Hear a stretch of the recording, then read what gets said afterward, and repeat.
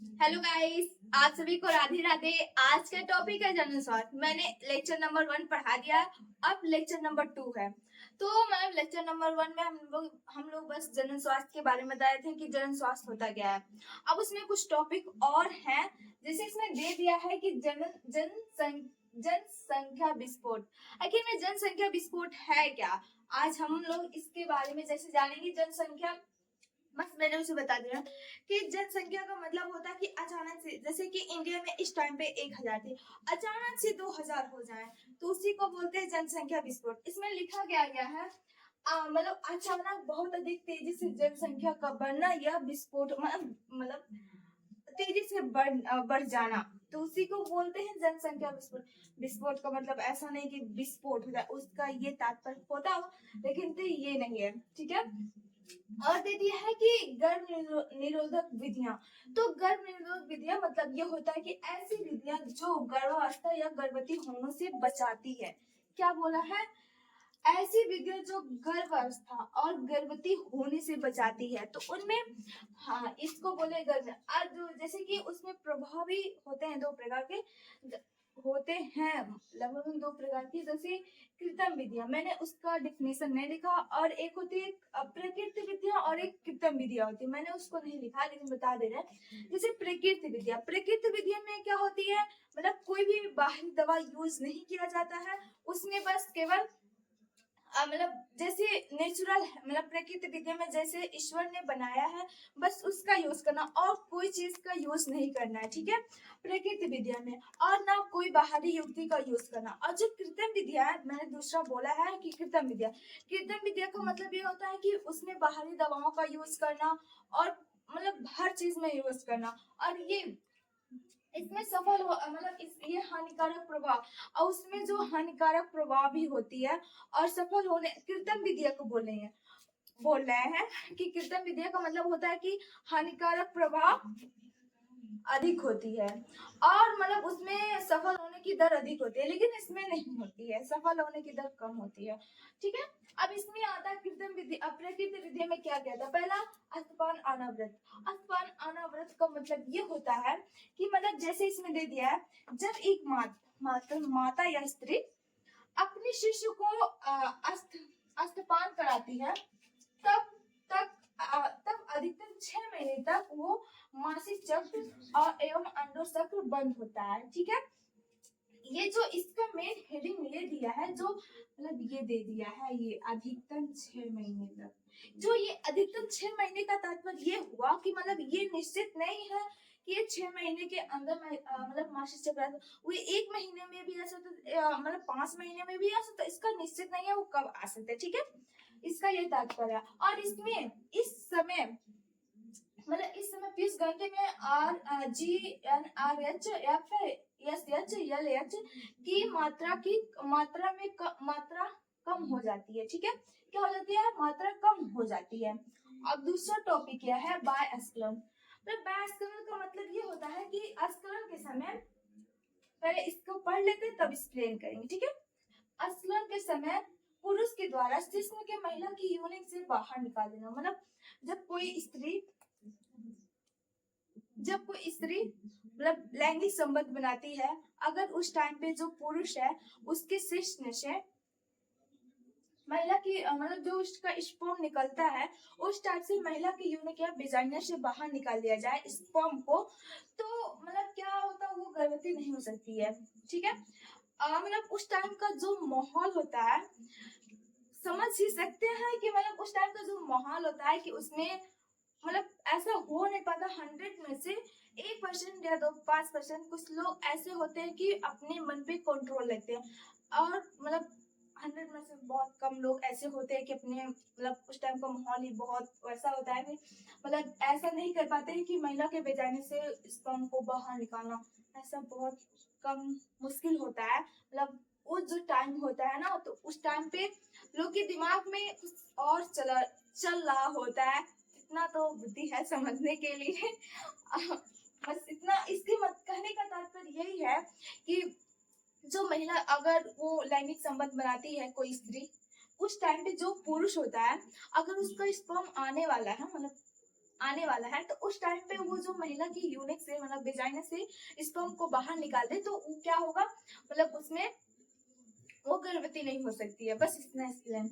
और मतलब इसमें कोई हानिकारक प्रभाव नहीं होती है। क्यों हानिकारक प्रभाव होगी, कोई बाहरी दवा उस चीज का यूज किया क्या, कि मतलब जो भगवान ने जिस टाइप से दिया, ये प्रकृति विधियां को बता रहे, प्रकृति विधियां के बारे में, जो भगवान ने उस मतलब जैसे बनाया है, जो दिया है हम लोग के अंदर पहले से उपलब्ध है, उस सब अगर उस टाइप से करते हैं तो उसमें कोई हानिकारक प्रभाव भी नहीं होगा। और इसमें एक बात है, असफल होने की दर अधिक होती है। क्या, असफल होने की दर अधिक होती है। अब दिया है अवधिम संयम, तो मतलब पहले इसको बताते हैं तब इसको बताते हैं। मैंने इतना बड़ा नहीं बनाया, बस छोटा सा दिखने में लग रहा है मुझे बड़ा, लेकिन तो बहुत छोटा है। ठीक है, एक बात है, जैसे कि मतलब पहले हम अपने खुद बताते हैं। जैसे कि जब कोई लेडीज, ठीक है, जब उसका मासिक चक्र आता है, मतलब मेंस्ट्रुअल साइकिल आता है, तो मतलब 1 से लेकर 6 दिन या 7 दिन तक, अधिकतम 7 दिन 8 दिन 9 दिन तक रहता है। ठीक है, इतने दिन तक रहता है। तब उस टाइम पे वो लैंगिक संबंध मतलब बना सकते हैं, लेकिन तो उस टाइम पे ऐसा हो सकता है, अगर कोई उसके साथ लैंगिक संबंध बनाता है तो जो पुरुष हो उसे इन्फेक्शन भी हो सकती है, और उस टाइम पे जो लेडीज होती है उसे बहुत पेन भी होता है। इसी की वजह से बहुत कम ही होता है कि मतलब उस टाइम पे लैंगिक संबंध बनाते हैं, और उस टाइम पे ब्लीडिंग भी होती है, इसी की वजह से मतलब नहीं बनाते हैं लैंगिक संबंध। और इसका कहने का तात्पर्य 1 से लेकर 7 दिन या 8 दिन तक 9 दिन तक मान लेते हैं कि होता है, मतलब मासिक चक्र आता है, समझ सकते हैं। तो मतलब अगर आता है तो देखो, एस का मतलब स्पर्म, मैंने शॉर्टकट में लिखा, जगह नहीं था इसी वजह से मैंने शॉर्टकट में लिखा। एस स्पर्म, ओ से ओवम, एफ से फर्टिलाइजेशन। ठीक है, इतना तो मैंने बता दिया ये क्या क्या लिखा है। तो जैसे देख लो, अगर जो यहाँ पहले वो जो ओवम होता है कब निकलता है, 14वें दिन निकल जाता है अंडा। कब निकलता है, 14वें दिन। और जो स्पर्म, देखो पहले मैंने बता दी रही हूँ कि क्या क्या कब है, तब इसको एक्सप्लेन करेंगे। जैसे दिया ओवम, 1 से 2 दिन तक वो जीवित रहता है। क्या, 1 से 2 दिन तक वो जीवित रहता है। और जो स्पर्म होता है, स्पर्म का मतलब जो पुरुष के से मतलब जो इतना, जैसे स्पर्म 2 से 3 दिन तक जीवित रहता है, 2 से 3, अधिकतम 2 से 3 दिन तक जीवित रहता है। आप सोचो कि जब महिला का मासिक चक्र खत्म हो गया, ठीक है, क्या मासिक चक्र अगर खत्म हो गया तो उस टाइम पे अगर मतलब 7वें दिन है, मतलब 7वां दिन खत्म हुआ, अब अगर वो लैंगिक संबंध बनाती, समझ लो, मतलब ये थोड़ा उतना है नहीं, बस समझने के लिए, अगर वो 7वें दिन मतलब लैंगिक संबंध बना ले, तो सोचो कि अगर ये जैसे कि यहाँ पे अगर ये 7वें दिन लैंगिक संबंध बनाती है, तो जो स्पर्म होता है, अगर लैंगिक संबंध बनाती है, ठीक है, लैंगिक संबंध बनाती है, तो अगर वो यहाँ पे, ठीक है, 7वें दिन यहाँ पे लैंगिक संबंध बनाए, एक दिन तो स्पर्म को जाए, बहुत सारे स्पर्म, बहुत सारे लाखों जाते हैं, कुछ इधर जाते हैं कुछ इधर जाते हैं। ठीक है, अगर उस स्पर्म को जाते एक दिन यहाँ पहुंचा, ठीक है, 2 दिन तो यहाँ आ गए, एक दिन में जाने यहाँ 1-2 दिन 3 दिन, यहाँ तक पहुंचने में अब बताओ ये 14वें दिन निकलेगा। स्पर्म कब निकलेगा, ओवम कब निकलेगा, 14वें दिन निकलेगा। अब बताओ स्पर्म तो गया, ये तो मान ले स्पर्म गया, ठीक है, ओवम तो मिला नहीं, वो कब निकलेगा, 14वें दिन निकलेगा। अब उससे आने में कितने दिन बाकी हैं, अभी देखो स्पर्म एक दिन तो जाने लगा, 2 दिन खत्म, एक दिन यहाँ रहेगा, वेट करते करते वो खत्म हो जाएगा। स्पर्म